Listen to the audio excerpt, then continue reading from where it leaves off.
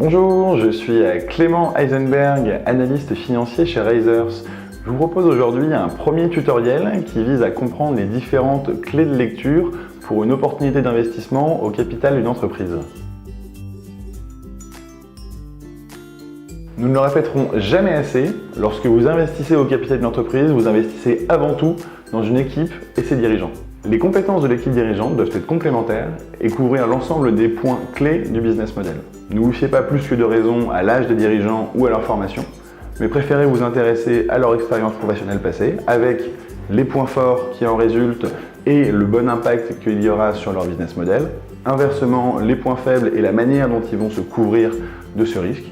On va aussi s'intéresser à la manière dont le dirigeant pourra rebondir en cas d'imprévu et adapter son business model en fonction des aléas. Les actionnaires non dirigeants doivent également être pris en compte. On doit d'une part repérer qui a le pouvoir de la société et d'autre part analyser les potentiels contre-pouvoirs de cette même société. Il est important également de déterminer quand et comment la société s'est construite, quelles sont les connexions entre les actionnaires non dirigeants et ceux dirigeants, et enfin savoir si ces actionnaires ont un rôle actif dans la société, vont-ils apporter du conseil ou une expertise, ou sont-ils des actionnaires dormants. Concernant l'équipe, il est important d'analyser l'équilibre des ressources humaines. Une équipe qui sera constituée à 100% d'ingénieurs pourra facilement développer un produit mais peut-être difficilement le vendre. A l'inverse, une équipe constituée à 100% de commerciaux pourra aisément créer du chiffre d'affaires mais devra faire appel à des services extérieurs pour chacun des nouveaux développements. Intéressez-vous aux postes stratégiques de l'entreprise et la manière dont ils sont pourvus. On va notamment s'intéresser au contrat, au profil de la personne, ainsi que le rôle qu'il occupe au quotidien. On va également porter notre regard sur les mécanismes d'intéressement. En effet, certains postes ne sont pas au capital alors qu'ils sont stratégiques et le dirigeant peut mettre en place des mécanismes d'intéressement pour sécuriser ces postes et éviter leur départ. Le fait de mettre en place des mécanismes d'intéressement est également révélateur d'une part de la confiance que le dirigeant accorde à ses équipes et d'autre part sur sa capacité à faire des concessions sur son capital en vue de développer son business model. Enfin, les aides extérieures. La société est-elle accompagnée par un comité stratégique? Est-elle incubée? A-t-elle des ressources auprès d'influenceurs ou des réseaux qui vont permettre de faciliter la progression de son business model?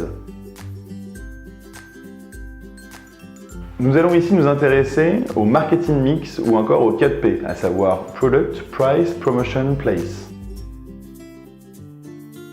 En une phrase, il faut déterminer à quoi répond le produit et quelles sont les différenciations par rapport aux solutions concurrentes. Posez-vous la question de la chaîne de valeur. Qui produit? Où? Quand? Et à quel prix?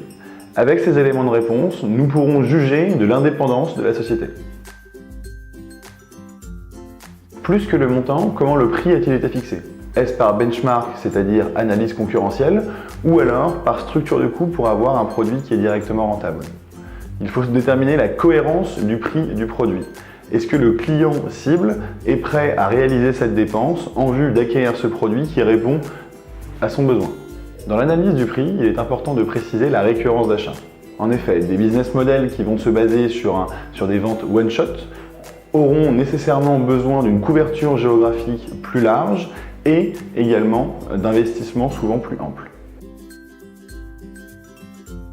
Cela correspond aux différents canaux de distribution utilisés par l'entreprise.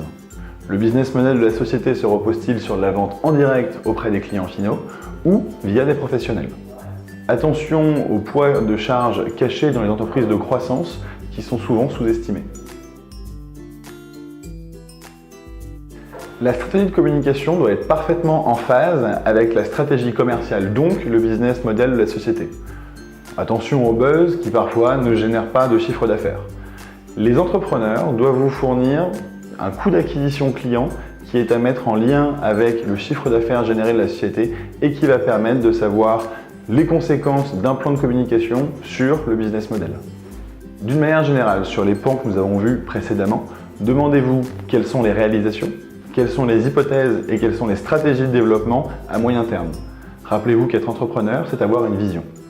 Après vous avoir indiqué les premiers axes de lecture de la partie de la ressource humaine d'une société et de son business model, je vous invite à me retrouver pour la seconde partie de ce tutoriel qui portera d'une part sur le marché et l'environnement concurrentiel, sur les éléments financiers à considérer, sur les éléments juridiques et enfin sur la notion de sortie en capital risque. Je vous souhaite une bonne journée et je vous dis à bientôt.